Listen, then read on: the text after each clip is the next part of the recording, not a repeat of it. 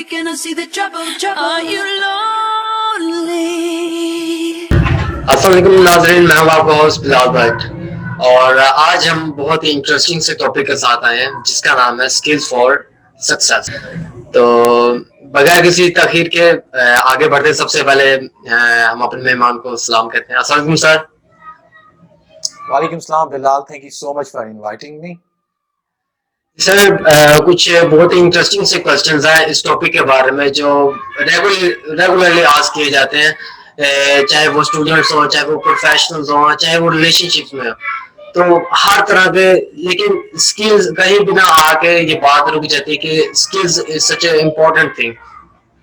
तो मैं पहला क्वेश्चन मैं आपसे पूछना चाहता हूँ कि जो स्किल्स होती है उसका कॉन्फिडेंस के साथ क्या रिलेशन है, और फर्दर मेरा ये है कि इसका रिलेशनशिप बिल्डिंग के साथ क्या रिलेशन है। काइंडली इस बारे में थोड़ी रोशनी डालिएगा।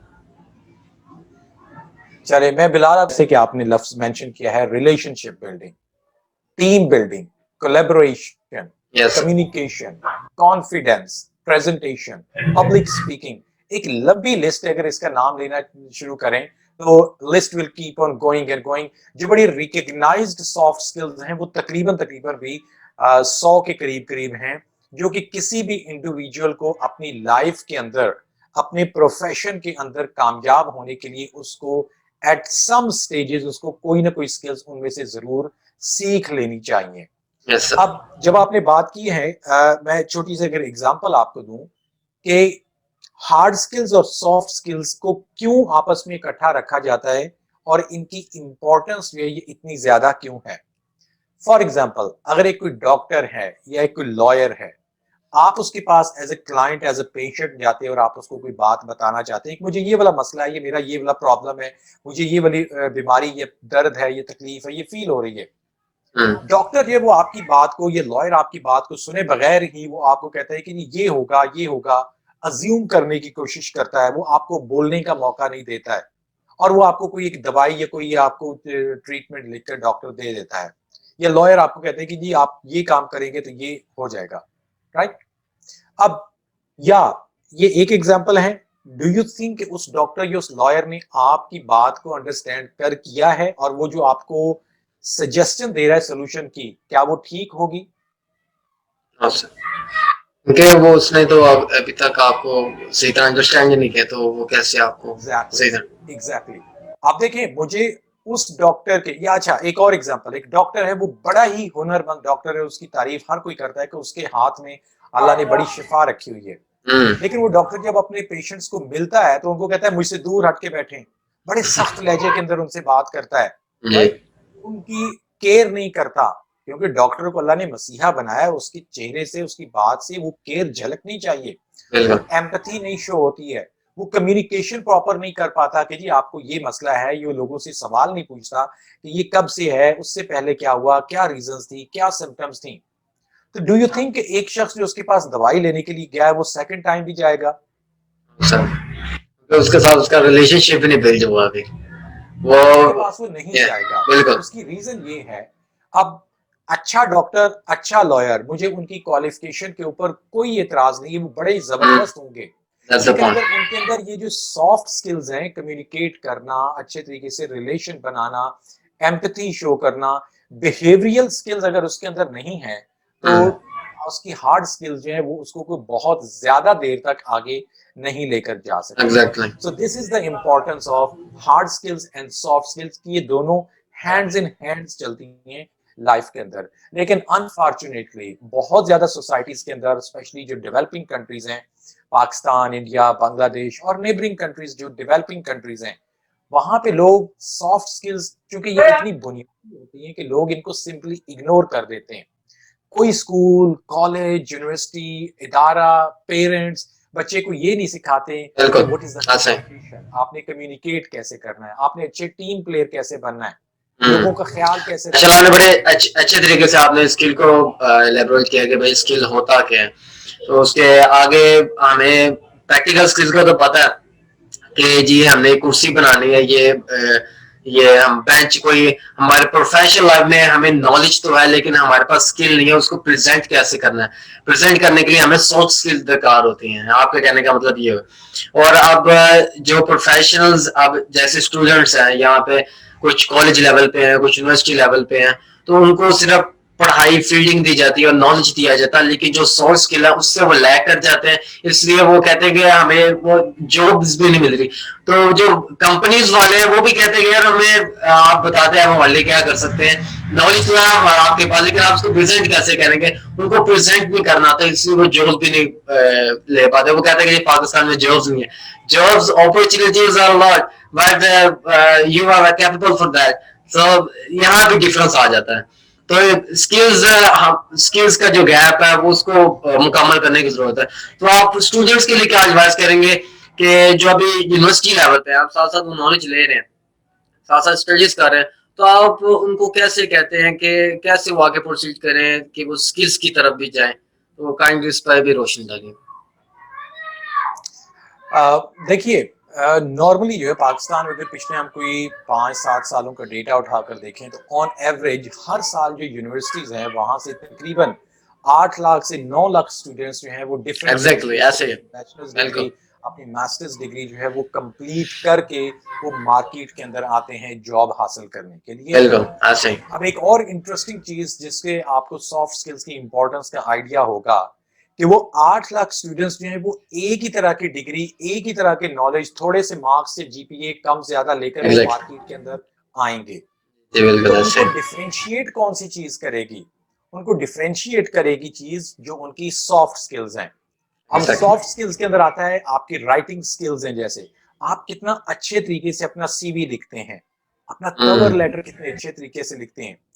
टाइम मैनेजमेंट उनको हेल्प देगी कि वो कितने अच्छे तरीके से अपना टाइम मैनेज करके जॉब को ऑनलाइन और ऑफलाइन सर्च करते हैं। उनकी नेटवर्किंग और रिलेशनशिप बिल्डिंग की स्किल जो सॉफ्ट स्किल उनको हेल्प करेगी कि वो जितना बड़ा वो नेटवर्क अपना डेवलप करेंगे लोगों से मिलेंगे उतने ही उनको रेफरेंस मिलने की या चांसेस वहां पे ज्यादा हो जाते हैं। इसी तरीके से जब उनको प्रेजेंटेशन स्किल है, उन्होंने इंटरव्यू के अंदर जाना है तो उन्होंने प्रेजेंट कैसे करना है, उनकी स्पीकिंग स्किल कैसी है, पब्लिक स्पीकिंग उनको कितनी आती है। तो देखिए हर शख्स जो है वो अपनी डिग्री का तो पीस ऑफ पेपर लेकर ही जाएगा।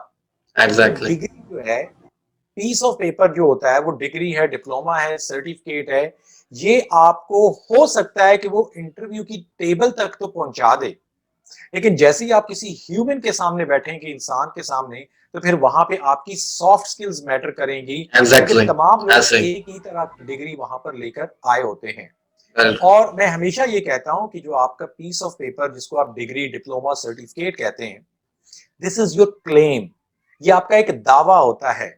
और हर शख्स दावा 9 लाख प्रूव आपने उसको करना है उस टेबल के ऊपर थ्रू योर कम्युनिकेशन, प्रेजेंटेशन। ये वो चीज है जो आपको डिफरेंशिएट करती है और उन्हीं लोगों को जॉब्स मिलती हैं जिनके अंदर ये स्किल्स अच्छी होती हैं। आपका सवाल यहाँ पे था कि यूनिवर्सिटी स्टूडेंट्स को क्या करना चाहिए। उनको अपने यूनिवर्सिटी टाइम के अंदर ही इन स्किल्स को डेवलप करना चाहिए। दूसरे किसी भी कोर्सेज की तरह, ट्यूशन लेने की तरह, एक्स्ट्रा पढ़ने की तरह, इनके लिए भी टाइम मुख्तस करना चाहिए कि when they should and what they should learn, ताकि उस चीज के लिए जब वो जॉब मार्केट के अंदर जाए तो उनको कोई सरप्राइज ना मिले। एक और इम्पोर्टेंट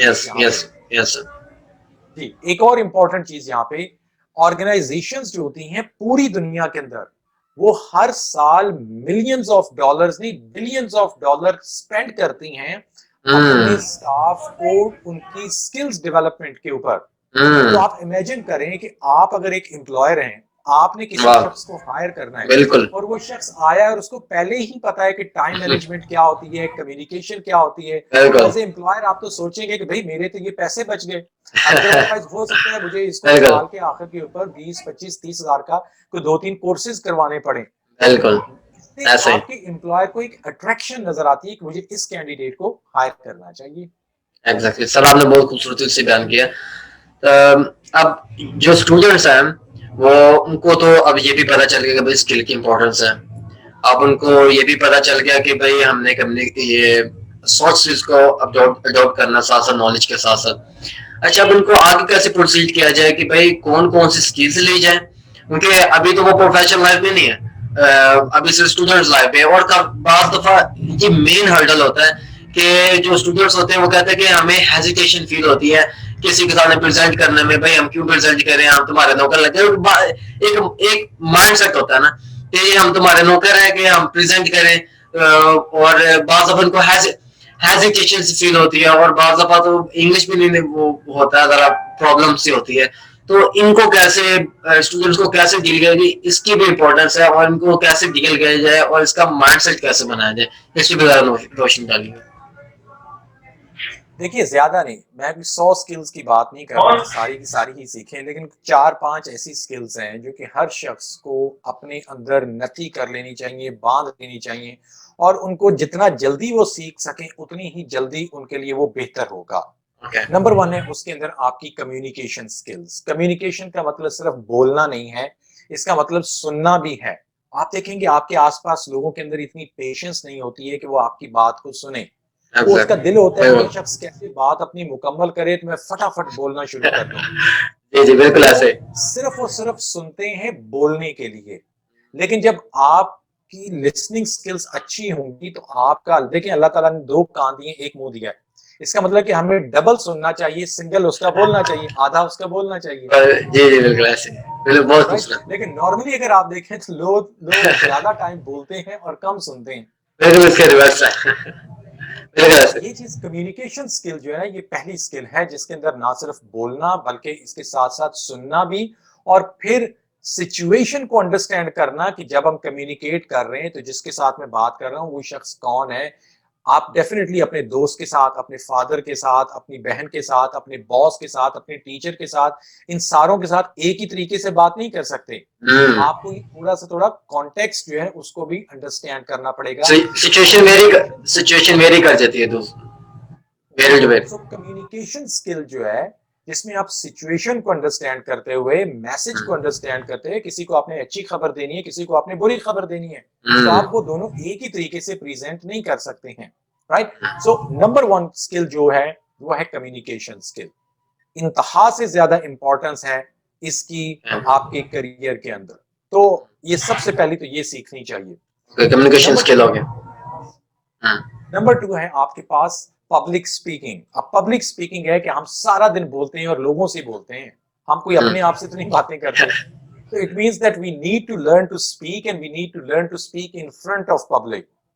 जब हम लोगों के सामने बात करते हैं तो लोग आपकी बात को क्यों सुनेंगे? सबसे बड़ा बात उसमें होती है कि what in it for me, कि मैं आपकी बात को क्यों सुनूं। तो जब आप बात करें, एज ए पब्लिक स्पीकिंग के कोर्सेज के अंदर हम सिखाते हैं कि आप अपनी ऑडियंस की नीड को अंडरस्टैंड करके बात करें, ना कि आप अपनी बात सुनानी शुरू कर दें। आपकी बात तभी कोई सुनेगा जब उसकी किसी नीड को आप एड्रेस कर रहे होंगे। तो पब्लिक स्पीकिंग के साथ ही फिर प्रेजेंटेशन भी आ जाती है कि जिसमें ये कि आप डिफरेंट सिचुएशन के अंदर ज्यादा टाइम के अंदर कैसे आप प्रेजेंट कर सकते हैं लोगों के साथ। जी, ओके सर। तीसरी जो चीज इसमें आ जाती है, सर ये आपको मेरी आवाज आ रही है? यस, ये अजान हो रही है, जरा थोड़ी देर के लिए पॉज करना। कम्युनिकेशन स्किल हो गई और पब्लिक स्पीकिंग हो गई, आगे स्पीकिंग और प्रेजेंटेशन स्किल हो। Presentation skill. इसके साथ साथ जैसे आपने सवाल में भी पूछा तो वो है कॉन्फिडेंस बिल्डिंग की। अमूमन लोग जो है इस चीज की शिकायत करते हैं कि मुझ में कॉन्फिडेंस है नहीं, और एक तो चीज थोड़ी सी ये जेनेटिक हो सकती है कि किसी के पेरेंट्स जो है उनको नहीं है तो उनके अंदर भी शायद नहीं होगी। जी जी।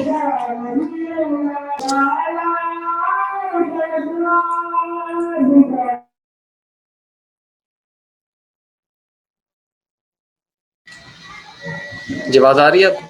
अच्छा, तो बाज़ दफ़ा होता है कि इंसान स्टूडेंट लाइफ से आगे निकल के, आपने स्टूडेंट लाइफ का बहुत अच्छा बयान किया, अब बाज़ दफ़ा इंसान स्टूडेंट लाइफ से प्रोफेशनल लाइफ में चले जाता है। अब एक आदमी पैसे कमा रहा है, अब उसको क्या जरूरत बढ़िया स्किल्स अडॉप्ट करने में, उसको तो जरूरत नहीं, मैं तो कमा रहा हूँ और मुझे क्या जरूरत है कि मैं आगे फिर स्किल की तरफ क्या बच्चों की तरह सिखाना सीखना। तो वो लोग उस तरह जाते हैं, मैं तो प्रोफेशनल, मुझे क्या सीखने की जरूरत है। तो आगे जाके वो कहते हैं मेरी लर्निंग स्टॉप हो गई है। तो इसके बारे में जरा बताइए कि वो जो प्रोफेशन जो लोग हैं उनके लिए आप क्या कहना चाहेंगे? अच्छा, पहली तो बात ये है कि लर्निंग जो है ना, this is a continuous process. इसको अगर हम अपनी हदीसों के हवाले से भी देखें, नेवर इस्लामिक लिहाज एंड्स, से भी या देखें कि कबर तक जो है ना, ये लर्निंग जो है, ये प्रोसेस हमारे साथ चलता रहता है। तो अगर कोई बिल्कुल। शख्स ये कहता है कि लर्निंग मेरी स्टॉप हो गई है, ना तो इसको कोई साइंस प्रूव करती है, ना इसको रिलीजन प्रूव करता है, और ना ही इंसान की नेचर इसको प्रूव करती है। क्या कोई दिन ऐसा है, चाहे वो इंसान कोई 70, 80, 50 से मतलब कि 90 क्या 100 साल का भी हो जाए, कि उसका दिल नहीं करता कि वो टीवी देखे या वो किसी से बात करे? जब वो टीवी देख रहा है, जब वो बात कर रहा है, जब वो खबर सुन रहा है, जब वो दूसरों के साथ डिस्कस कुछ भी कर रहा है, तो उसका मतलब है कि वो कुछ सीखने की या पूछने की या कुछ हासिल करने की उसकी वो जुस्तजू तो है। बिल्कुल। तो इट मीन्स कि ये वाली चीज जो है ना, कि वो जी मैं अब 35 का हो गया, 38 का, 50 का हो गया, मुझसे और नहीं। हाँ, रीजन क्या होती है कि हमारा जो दिमाग है, लाइक एनी अदर मसल, जिस तरह से बाजू हैं, हाथ हैं, पाँव हैं, ये हमारे मसल्स होते हैं। अगर हम इसको यूज करते रहते हैं तो हम इसको ट्रेन कर लेते हैं, लेकिन जब हम इसको यूज करना छोड़ देते हैं तो आपके वो मसल्स जो हैं वो उतने ही वीक हो जाते हैं। जब आप जिम में जाते हैं तो आप शुरू शुरू में आप शायद 10 किलो के डम्बेल्स भी उठाना, क्या 5 किलो के भी मुश्किल होता है। फिर आप करते रहते हैं तो एक स्टेज आती है कि आप 20-20 किलो के, 20 किलो के इधर, 20 किलो इधर आप उठा सकते हैं। फिर अगर आप 2 साल छोड़ दें तो आपके लिए दोबारा 20 से नहीं आप स्टार्ट कर सकते, आपको फिर छोटे स्टेप से ही स्टार्ट करना पड़ेगा।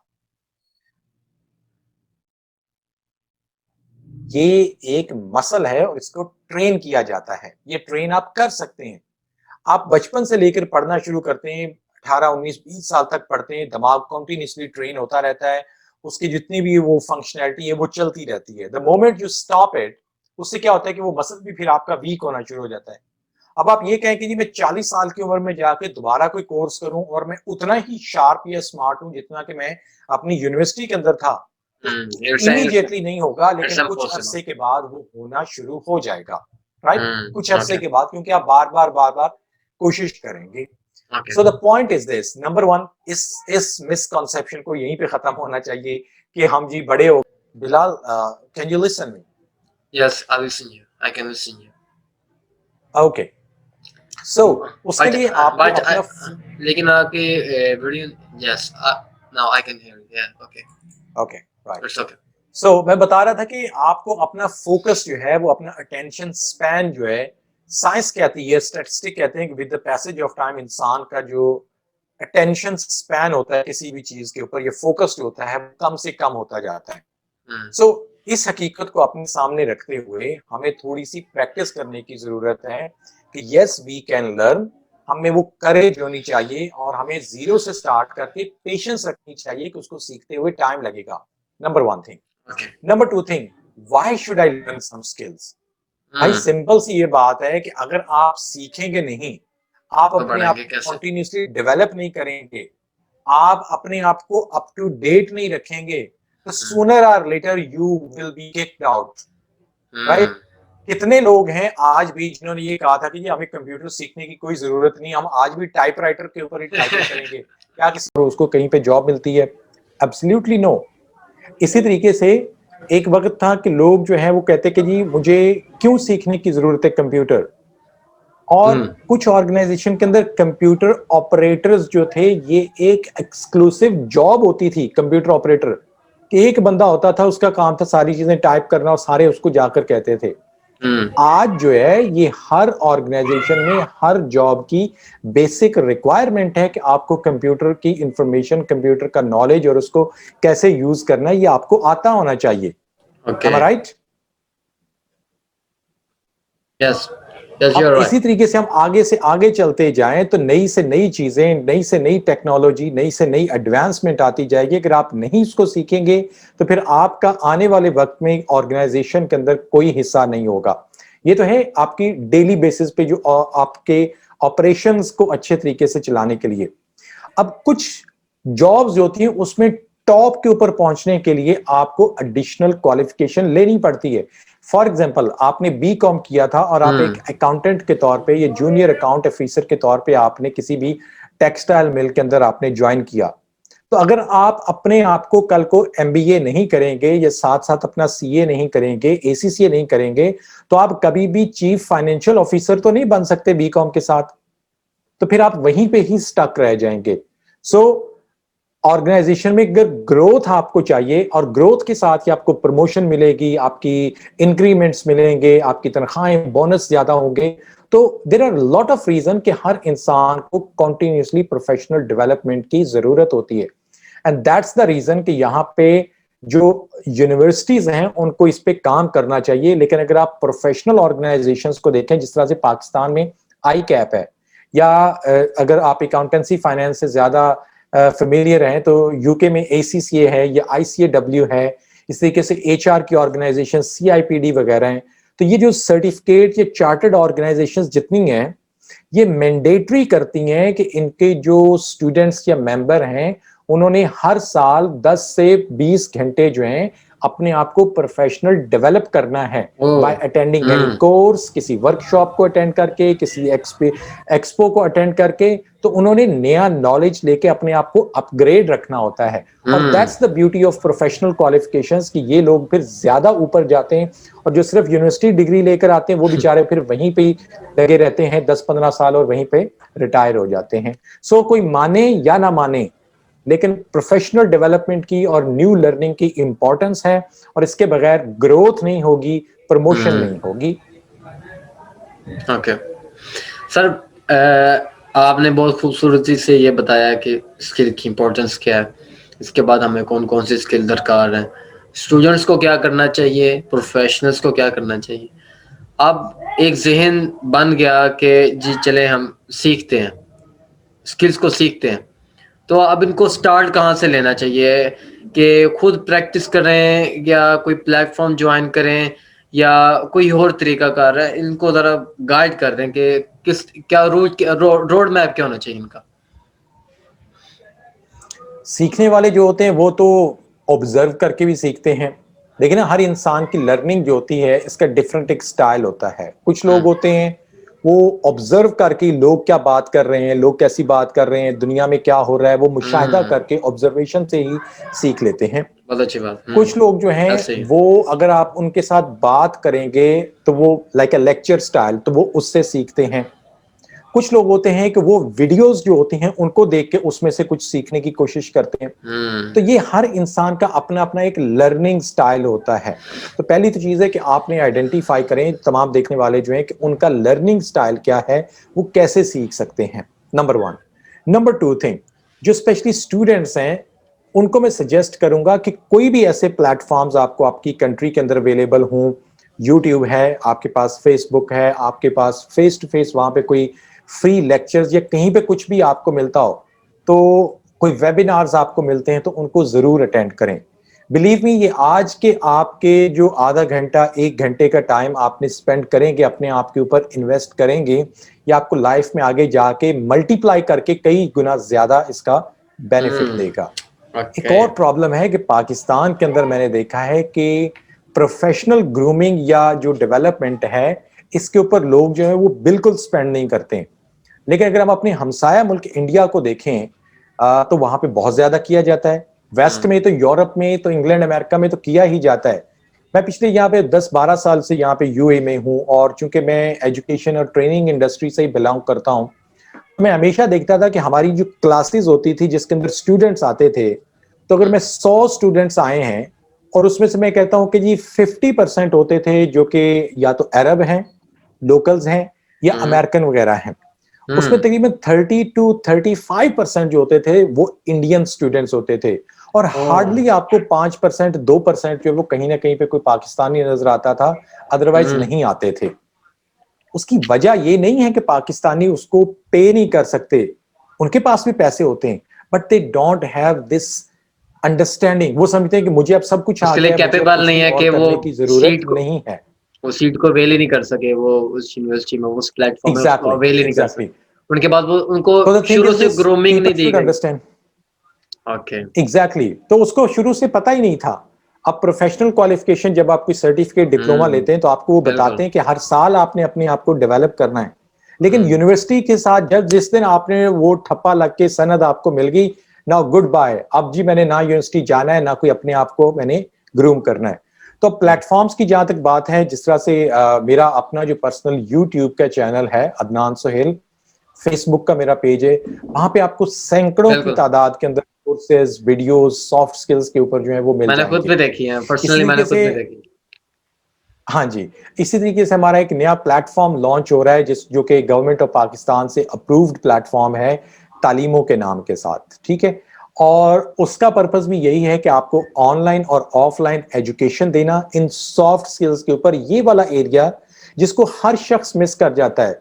लोग आपको ग्राफिक डिजाइनिंग भी सिखाएंगे, लोग आपको बाकी चीजें भी सिखाएंगे, लोग आपको सारा कुछ करेंगे, लेकिन कोई भी आपको सॉफ्ट स्किल्स नहीं सिखा रहा।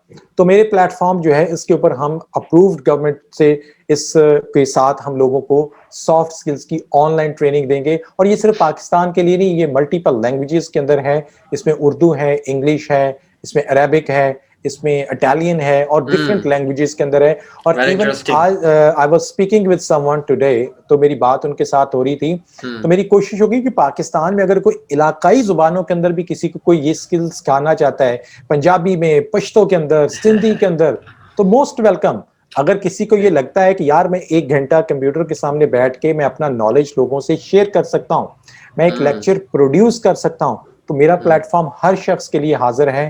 We are okay, investing a lot in that platform to develop. लोग हम्म, इसको अपनी पेस के साथ जब चाहे चाहे उसके ऊपर जाके सीख सकते हैं, हम्म। और एट द एंड अपना सर्टिफिकेट उस पे से हासिल कर सकते हैं। बट डिपेंडिंग कि किसी में सीखने की कितनी करेज है, रिसोर्सेज दुनिया में खत्म नहीं होंगे, सिर्फ सीखने की करेज होनी चाहिए। ऐसे भी प्यासा कुएं के पास आता है। जी, कुएं तो बड़े बिल्कुल बड़े हैं, लेकिन प्यासों की जरूरत है। तो बिल्कुल ऐसा ही है। फर्दर एक क्वेश्चन ये भी था कि अब जी वालदेन, टीचर्स, प्रोफेसर्स अगर इस वीडियो को देखें तो क्या इनको भी सिखाने की ज़रूरत है कि हमने अपने बच्चों को, अपने बेटों बेटियों को, अपने स्टूडेंट्स को किस तरह से उनको ग्रूम करना है? जैसे वो भी तो आप आपका काम कर सकते हैं ना, उनका भी तो माइंडसेट चेंज हो सकता है सॉफ्ट स्किल की तरफ। लेकिन वो बदकिस्मती से वो सिर्फ वो पढ़ा के, तो एक वो जो सीक्वेंस चल रहा है जैसे जिंदगी का, तो वो वैसे ही वो पढ़ा के तो वो चले जाते हैं। तो कैसे उनको, अब कैसे माइंडसेट उनका तब्दील किया जाए कि भाई आपने स्टूडेंट्स को भी, अपने बच्चों को भी इसकी अहमियत दिखानी है, उनको भी कहना है कि क्योंकि अगर उनको माइंडसेट अगर तब्दील हो गया, उनको हमने राह दिखा दी, तो वो खुद भी जा सकते हैं। क्योंकि वो वालदैन, प्रोफेसर, वो उसकी बच्चों की इंस्पिरेशंस होती हैं, तो वो उनको ज्यादा फॉलो कर सकते हैं। तो उनके लिए आप क्या कहना चाहेंगे, प्रोफेसर और वालदैन के लिए? देखें, इस वक्त जो पेरेंट्स हैं वो most of those parents our generation x. और जनरेशन एक्स जो है ये वो वाली है जो जिनकी पैदाइश जो है वो तकरीबन 80s से पहले पहले की है, बिल्कुल, राइट। जी तो जी। यानी कि अगर हम अपने पेरेंट्स को देखें तो 60-70s में पैदा हुए हैं, या 80s से पहले वाले जो लोग हैं, जी जनरेशन जी। एक्स जिनको कहा जाता है। और ये वो वाली जनरेशन थी कि जिन्होंने एजुकेशन हासिल की। ये वो वाले लोग नहीं है कि जिन्होंने पढ़ा ही नहीं है या सिर्फ 5वीं जमात तक पढ़ा, इन्होंने अच्छे तरीके से पढ़ा था, हम्म, राइट। तो इन्होंने आगे फिर अपने बच्चों को पुश किया कि जी आप स्कूल कॉलेज जाएं, यूनिवर्सिटी जाएं, अपनी 12, 14, 16 जमातें पूरी करें, ठीक हो गया। हम्म, अभी जो नए पेरेंट्स हैं वो हैं सारे के सारे मिलेनियल्स। मिलेनियल वो वाले लोग जनरेशन है जो कि 81 से लेकर 92 तक पैदा हुई। तो अगर हम्म, आज आप देखेंगे तो आपको मेजॉरिटी ऑफ द पेरेंट्स जो हैं वो इस एज ब्रैकेट में नजर आएंगे, जिनकी एज 35, 36, 40 साल है, और उनके बच्चे जो हैं कोई 10 साल का है, कोई 12 साल का है, कोई 15 साल का है, ठीक हो गया। हम्म, तो इसका मतलब है कि पेरेंट्स के अंदर इटसेल्फ इतनी अंडरस्टैंडिंग है आज कि एजुकेशन की और इन स्किल्स की क्या इंपॉर्टेंस होती है। हम्म, हाँ, क्योंकि अब टाइम ऐसा आ गया है कि हर एक को भाग दौड़ करनी पड़ती है अपनी अर्निंग के लिए, अपनी जॉब के लिए, सारा कुछ। तो पेरेंट्स ने वो बच्चों को उतना ज्यादा टाइम डेडिकेट नहीं कर पाते। तो लेकिन उनको उसको एडवाइस जरूर करना चाहिए कि ये वाली स्किल्स आपको सीखनी चाहिए। और मैं खुद कई सेशंस जो है मैंने रमजान के अंदर, और जब ये कोविड-19 की सिचुएशन शुरू हुई थी, और अभी मेरा फिर एक मतलब कि नया बैच या कुछ ग्रुप्स प्रोग्राम्स आ रहे हैं, क्योंकि once again people are back to the school due to कोविड-19 की दूसरी लहर की वजह से स्कूल्स बंद हो गए, क्या आप बच्चे इसको फिर घरों के अंदर आ गए हैं। अवेल कर सकते हैं, यानी कि बता सकते हैं कौन कौन से पैकेजेस ला रहे हैं, क्योंकि मैं भी बहुत इसके जी, लिए मैं उसकी एक्साइटेड बेहतरीन हूँ। उसका तरीका ये होगा कि प्लीज आप मेरी जो यूट्यूब पे है या मेरा फेसबुक का स्पेशली पेज है, Adnan Adnan Sohail. Suhail education and career advisor, हम्म, उसको जरूर फॉलो कर लें, उसको आप देखते रहें। उसके ऊपर अनाउंसमेंट जो है ना तमाम मैं करूंगा कि कौन कौन से कोर्सेज हैं, तो और वो फ्री कोर्सेज होंगे। तो मेरे ख्याल में पेरेंट्स को जरूर जो है वो इस चीज के ऊपर उसको अवेल टाइम, करना थोड़ी चाहिए, सी बिल्कुल। डेडिकेशन अपने बच्चों को कहना चाहिए कि इस चीज हम्म, को आप सीखें। So once again we are reaching to that point कि रिसोर्सेज आपके पास बेइंतहा हैं, आपको सिर्फ और सिर्फ सीखने की करेज होनी चाहिए। और मैंने आपको परसेंटेज बता दी है कि अनफॉर्चुनेटली हमारी नेशन के अंदर कुछ सीखने की करेज जो है वो धक्का लगा के स्कूल की किताबें जो है ये जमातें तो पास कर लेते हैं, लेकिन जो रियल सेंस के अंदर जो स्किल्स उनके काम आती हैं, जो सोशल स्किल्स हैं, वो बहुत कम हैं और उस पर उनकी सीखने की कोई तवज्जो नहीं है। सो पेरेंट्स को भी अपना किरदार अदा करना चाहिए, और जो टीचर्स हैं उनको भी अपना किरदार अदा करना चाहिए कि अगर वो खुद, बेहतर तो है कि वो खुद टीच करें ये वाली स्किल्स, लेकिन अगर आप नहीं कर सकते तो प्लीज अपने बच्चों को ये बताएं जरूर कि आपको communication, presentation, public speaking, collaborate कैसे करना है, एक अच्छा शहरी बनने के लिए टीम वर्क आपको कैसे आपने करना हम्म, है, केयर कैसे करनी है लोगों में, एम्पैथी आपकी कौन सी स्किल्स हैं, दूसरों के इमोशंस को अंडरस्टैंड करने के लिए इमोशनल इंटेलिजेंस। फिर ये कि अगर हम्म। कल को आपने जॉब ढूंढनी है तो जॉब ढूंढने के लिए सीवी कैसे लिखना है, सर एक इंटरव्यू क्वेश्चन की है, कैसे तैयारी करनी है, वन तो ये क्वेश्चन सारी सर। चीजें वो आपको सीखनी चाहिए। जी तो प्लीज। ये आपने एक जो वर्ड बोला है इमोशनल इंटेलिजेंस, ये बहुत ही वर्ड, मैं कहता हूँ कि ये वर्ड है, और ये हर बच्चे को पता होना चाहिए इमोशनल इंटेलिजेंस होता क्या है, how to manage your emotions. तो थोड़ा सा इसको साथ टच करते चलेंगे, इमोशनल इंटेलिजेंस होता क्या है। जी, आपने सिर्फ इसकी ना डेफिनेशन का एक पार्ट बताया है कि मैनेज इमोशंस। हम्म, इसका, इसमें दोनों तरह से होते हैं कि आपने अपने इमोशंस को मैनेज करना है और दूसरे के इमोशंस को आपने अंडरस्टैंड करना है। हम्म। ठीक हो गया? जब आप कम्युनिकेशन दूसरों के कम्युनिकेशन ही इमोशंस आ को जाती है, अंडरस्टैंड, कम्युनिकेशन। एग्जैक्टली, जब आप उनके इमोशंस को अंडरस्टैंड नहीं करते और हम्म, आप सिर्फ अपनी फीलिंग, अपने इमोशन, आप डाउन फील कर रहे हैं, हम्म, आपको गुस्सा है, आप फ्रस्ट्रेटेड हैं, आप खुश हैं, तो दुनिया सिर्फ आपके लिहाज से तो नहीं चलेगी। हम्म। We are the important. Social being, हमारे इर्द गिर्द हमारे बहन भाई दोस्त रिश्तेदार अहबाब कोलीग्स कस्टमर हम्म, सारे हैं, और उनके भी अपने अपने ज़हन है, वो भी अच्छी बुरी सिचुएशन लाइफ के अंदर फेस करते हैं। तो ये हम्म, चीजें हमने कितने अच्छे तरीके से उनके इमोशंस को अंडरस्टैंड करते हैं और कितने अच्छे तरीके से हम अपने इमोशंस को अंडरस्टैंड करते हैं। समटाइम अगर हो सकता है कि मैं जब भी गाड़ी लेकर बाहर रोड के ऊपर निकलूं, जेल रोड के ऊपर जाऊं या किसी दूसरी रोड पे, तो ट्रैफिक है तो मुझे मतलब कि गुस्सा चढ़ता है, यार ये क्यों हो गया, ये क्यों मेरे सामने आ गया। लेकिन अगर मैं थोड़ा सा अपने इमोशंस को कंट्रोल करना सीखूं तो मुझे हम्म, पता चलेगा कि यार रोड के ऊपर सभी चल रहे हैं और चूंकि डिसिप्लिन कोई भी नहीं फॉलो कर रहा, तो ये वाली चीजें जो है ये होंगी। इसी हम्म, तरीके से आपके बॉस ने आपको बड़े गुस्से में कहा कि ये आपने ये काम नहीं किया, ये नहीं किया, वो नहीं किया, तो if you are bad to understand emotions कि भाई उसके पीछे उसकी रीजन क्या है, वो क्यों कह रहा है, उसकी फ्रस्ट्रेशन क्यों है, तो देन डेफिनेटली आप अपनी जगह पे इमोशनल होंगे, वो अपनी जगह पे होंगे, और फिर ये कि उस प्रॉब्लम को आप बढ़ाएंगे। So it's a huge topic as you said, इसको हम यहाँ पे कंप्लीट तो नहीं कर सकते, बट जी अगेन बिल्कुल। अगर कोई इसको सीखना चाहे तो मेरे यूट्यूब चैनल के ऊपर इमोशनल इंटेलिजेंस के हम्म, नाम के साथ एक सेशन 1 घंटे का पड़ा हुआ है, ओके। उसको आप देखें, मोस्ट वेलकम। सर एक क्वेश्चन किया जाता है कि अगर आप अपनी कम्युनिकेशन स्किल को अच्छा करना चाहते हैं तो उसके लिए आपकी इंग्लिश भी बेहतर होनी चाहिए। ये एक मिथ जी है जो पाई जाती है कि अगर आपकी इंग्लिश अच्छी है तो, क्योंकि एक ज़्यादा इंटरनेशनल लैंग्वेज है, तो आप ज़्यादा लोगों से कम्युनिकेट कर सकते हैं, तो आपकी कम्युनिकेशन लेवल भी आपका हाई हो सकता है।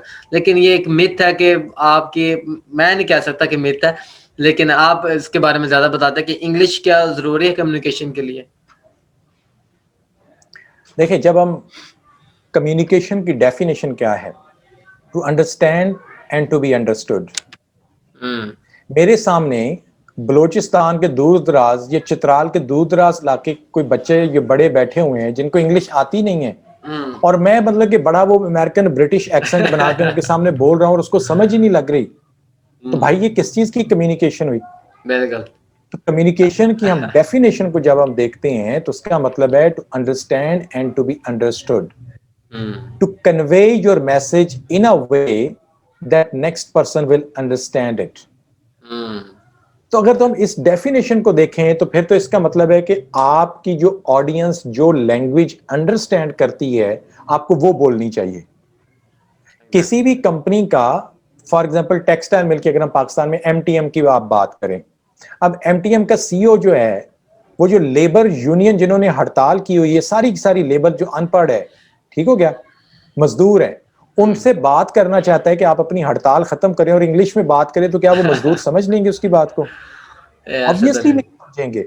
इसका मतलब है कि आपने अपने ऑडियंस की लेवल पे जाके बात करनी है ताकि वो आपकी बात को अंडरस्टैंड करें और आप उनकी बात को अंडरस्टैंड करें।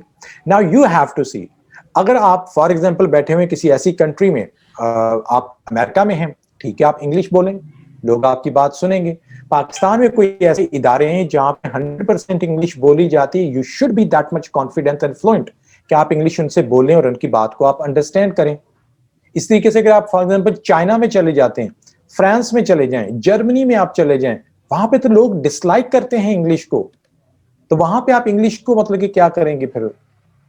सो द पॉइंट इज दिस कि लैंग्वेज जो है, this is a medium to communicate, और कम्युनिकेशन क्या है कि आपने मैसेज अगले तक पहुंचाना है कि वो आपकी बात को अंडरस्टैंड करे। अच्छी से अच्छी खूबसूरत इंग्लिश बोलने वाला या गाड़ी से गाड़ी उर्दू बोलने वाला, ठीक है, वो लखनऊ टाइप के लफ्ज जो हैं वो मोटे मोटे उर्दू के या फारसी के अल्फाज बोल के आप शायद मुशायरे के अंदर या किसी स्पीच के अंदर लोगों को वैसे तो इंप्रेस कर लेंगे, लेकिन वो आपकी बात को अंडरस्टैंड कोई नहीं करेगा। Yes, now the point is this, should we learn English और नॉट? 100%, क्योंकि दुनिया एक ग्लोबल विलेज बन चुकी है और हम माने या ना माने इंग्लिश एक इंटरनेशनल लैंग्वेज है जो कि हमें दूसरे लोगों के साथ कनेक्ट करती है। Exactly. हम चूंकि हर रीजन हर कंट्री की लैंग्वेज नहीं सीख सकते हैं, इसलिए हम किसी एक लैंग्वेज पे गौर करते हैं। पाकिस्तान के अंदर हम उर्दू है जिससे हम पूरी कंट्री में सबके साथ बात कर सकते हैं, लेकिन पश्तो में या सिंधी के अंदर या पंजाबी के अंदर शायद किसी को समझ लगे और किसी को वो दूसरी लैंग्वेज समझ ना लगे। सो ये जो एक माइंड सेट है ना कि इंग्लिश होगी तभी तरक्की होगी, ऐसी बात नहीं है। आपकी स्किल्स, आपका नॉलेज, आपकी एक्सपर्टीज जो है, that should speak, number one thing. Number two, yes, if it is the requirement of your that surrounding, that country, that culture, that organization to speak, तो फिर आपको इंग्लिश आती होनी चाहिए, राइट? ओके। तो सर ये जो हमारा सेशन है बहुत इंफॉर्मेटिव रहा है। तो हमने जो स्टार्ट लिया था वो स्किल्स से लिया था, स्किल्स की इंपॉर्टेंस क्या, मैं ज़रा ओवरव्यू लेना चाह रहा हूँ। स्किल्स की इंपॉर्टेंस क्या है और हमें कौन कौन सी स्किल्स दरकार हैं, सॉफ्ट स्किल कौन कौन सी चाहिए, और उसके बाद हमने देखा कि स्टूडेंट्स के लिए कौन सी स्किल्स इंपॉर्टेंट है। फिर हमने प्रोफेशनल लाइफ पे गए हैं, फिर हमने पेरेंट्स और प्रोफेसर्स को भी डील किया, फिर थोड़ा सा हमने इमोशनल इंटेलिजेंस को भी हमने टच किया। तो फिर आगे वो English is important for communication और knowledge. So it's a very we can say it's a knowledgeable session was that. So I'm very thankful for you. You give your precious time. Thank you very much. You're welcome. Thank you very much. You're welcome, Bilal. Thank you so much, and I wish you and your audience all the best. And as I said, that I'm always available if anyone needs any help from my side. So comfortable we cannot see the trouble. Are you lonely?